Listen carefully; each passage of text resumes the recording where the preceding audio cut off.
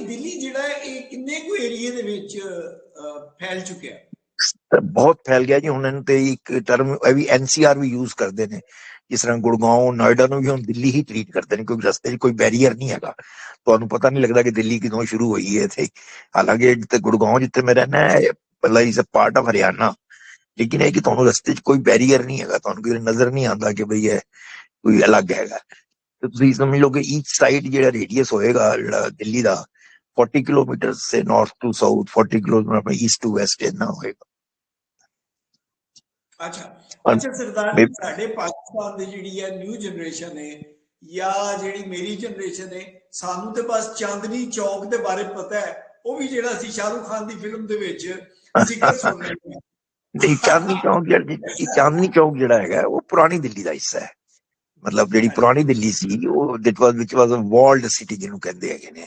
So Chandni Chowk was a part of that. ਤੇ ਚਾਂਦਨੀ ਚੌਕ ਅਜੇ ਵੀ ਹੈ, ਲੇਕਿਨ ਉੱਥੇ ਤਾਂ ਮਤਲਬ ਅੱਜ ਦੇ ਤਰੀਕ ਦੇ ਵਿੱਚ ਬੜੀ ਵੱਡੀ ਮਾਰਕੀਟ ਹੈ ਹੋਲਸੇਲ ਦੀ। ਤੁਸੀਂ ਉੱਥੇ ਇਸ ਤਰ੍ਹਾਂ ਦੀਆਂ ਮਾਰਕੀਟ ਜ਼ਿਆਦਾ ਨੇ ਬਨਸਪਤ। ਲੇਕਿਨ ਹੈ ਕਿ ਹੁਣ ਜਿਹੜੀ ਨਵੀਂ ਜਨਰੇਸ਼ਨ ਹੈ ਉਹਨਾਂ ਦਾ ਕੋਈ ਚਾਂਦਨੀ ਚੌਕ ਨਾਲ ਕੋਈ ਤਲਕ ਨਹੀਂ ਹੈਗਾ, ਕੋਈ ਉਹਨਾਂ ਦਾ ਲੈਣਾ ਦੇਣਾ ਨਹੀਂ ਹੈ, ਕਿਉਂਕਿ ਇਹ ਮਤਲਬ ਡਿਸਟੈਂਸ ਵੀ ਬੜੇ ਨੇ, ਟਰੈਵਲ ਮਤਲਬ ਰੋਡ ਕੰਜੈਸ਼ਨ ਵੀ ਬੜਾ ਹੈਗਾ, ਪਹੁੰਚਣ ਵੀ ਬੜਾ ਟਾਈਮ ਲੱਗਦਾ ਹੈ।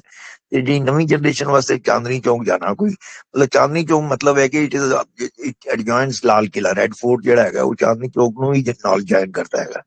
ਤੇ ਉੱਥੇ ਹੁਣ ਜਿਹੜੀ ਅਸੀਂ ਜਦੋਂ ਥੋੜਾ ਜਿਹਾ ਜਾਂਦੇ ਰਹੇ, ਉੱਥੇ ਗੁਰਦੁਆਰਾ ਇੱਕ ਬੜਾ ਫੇਮਸ ਗੁਰਦੁਆਰਾ ਹੈ, ਗੁਰਦੁਆਰਾ ਸੀਸਗੰਜ, ਉਹ ਚਾਂਦਨੀ ਚੌਕ ਵਿੱਚ ਹੈ। ਇਸ ਕਰਕੇ ਮਤਲਬ ਉਹ ਵੀ ਮੇਰੇ ਖਿਆਲ ਅੱਜ ਦੀ ਰੇਟ ਕੋਈ ਐਡਾ ਨਹੀਂ ਹੈ, ਅਸੀਂ ਨਹੀਂ ਜਾਂਦੇ ਕਿਉਂਕਿ ਦੂਰ ਬੜਾ ਹੈ ਨਾ, ਰਸ਼ ਬੜਾ ਹੈ, ट्रैफिक जाम बड़ा।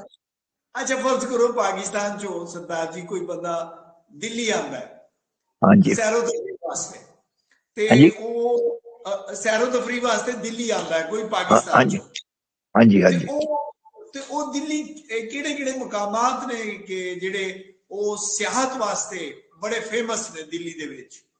दिल्ली सब तो वड्डी है जी, ਜਿਹੜਾ ਨਿਊ ਦਿੱਲੀ ਦਾ ਹਿੱਸਾ ਹੈ, ਜਿਹੜਾ ਕਿ ਉਹ ਮਤਲਬ ਅੰਗਰੇਜ਼ਾਂ ਨੇ ਜਿਹੜਾ ਬਣਾਇਆ ਹੈ, ਜਿਸ ਤਰ੍ਹਾਂ ਸੈਂਟਰਲ ਸੈਕਟਰੀਏਟ ਹੈ, ਪ੍ਰੈਜ਼ੀਡੈਂਟ ਹਾਊਸ ਹੈ, ਇੰਡੀਆ ਗੇਟ ਹੈ, ਉਹ ਸਭ ਪਾਰਲੀਮੈਂਟ ਹਾਊਸ ਹੈ, ਉਹ ਸਾਰੀਆਂ ਬਿਲਡਿੰਗਾਂ ਦੇਖਣ ਵਾਲੀਆਂ ਨੇ, ਬੜੀਆਂ ਖੂਬਸੂਰਤ ਨੇ, ਅੰਗਰੇਜ਼ ਬਣਾ ਗਏ ਨੇ। ਉਹ ਸੜਕਾਂ ਵੀ ਜਿਹੜੀਆਂ ਦੇਖੋ ਜੀ, ਉਹ ਬ੍ਰਿਟਿਸ਼ਰਸ ਦੀ ਪਲੈਨਿੰਗ ਸੀ ਅੱਜ ਤੱਕ, ਨਾ ਤਾਂ ਉਹਨਾਂ ਨੂੰ ਕੋਈ ਚੌੜਾ ਕਰਨ ਦਾ ਕੋਈ ਐਸਾ ਹੋਇਆ ਜ਼ਰੂਰਤ ਹੋਈ ਹੈ। ਉੱਥੇ ਦਰਖਤ ਬੜੇ ਵਧੀਆ ਲੱਗੇ ਨੇ, ਉੱਤੇ ਜਿਹੜੇ ਨੇ ਜਿਹੜੇ senior officer government of India ਦੇ ਨੇ ਉਹਨਾਂ ਦੇ ਬੰਗਲੋਜ਼ ਹੈਗੇ ਨੇ, ਉਹਨਾਂ ਨੂੰ ਮਤਲਬ ਜਿਹੜੇ ਸਰਕਾਰੀ ਬੰਗਲੋਜ਼ ਹੈਗੇ ਨੇ, ਉਹ ਬੜੀ ਖੂਬਸੂਰਤ ਹੈ। ਬਾਕੀ ਕਨੌਟ ਪਲੇਸ ਇੱਕ ਜਗ੍ਹਾ ਹੈਗੀ ਹੈ, Connaught place is the heart of Delhi. ਮਤਲਬ ਉਹਦੇ ਚ ਤੁਹਾਨੂੰ ਜਿਹੜੀ ਹੈ ਸ਼ਾਪਿੰਗ ਵਾਸਤੇ, ਔਰ ਉਹ ਵੀ ਅੰਗਰੇਜ਼ ਬਣਾ ਗਏ ਨੇ 1938 ਚ, ਉਹ ਬੜਾ ਦੇਖਣ ਵਾਲਾ ਹੈ। ਉਹਦੇ ਚ ਤੁਹਾਨੂੰ ਬੜੀਆਂ ਮਤਲਬ ਰੈਸਟੋਰੈਂਟ ਬੜੇ ਅੱਛੇ, ਔਰ ਹੋਰ ਹਰ ਚੀਜ਼ ਲਗਜ਼ਰੀ ਜਿਹੜੀ ਅਵੇਲੇਬਲ ਹੈਗੀ ਹੈ।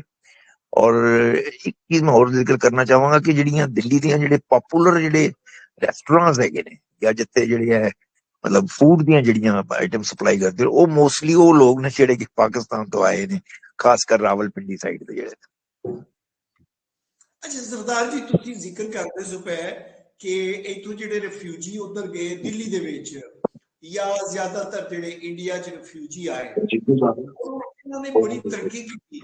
तो सरदार जी, मैं भी पढ़दा सा कि जेडी तुहाडी फिल्म इंडस्ट्री है इंडिया दी, बॉलीवुड, सुने ਉਹਦੇ ਚ ਰਿਫਿਊਜੀਜ਼ ਦਾ ਬੜਾ ਇੱਕ ਕਿਰਦਾਰ ਹੈ ਉਹਨੂੰ ਬਿਲਡ ਅਪ ਕਰਨ ਚ।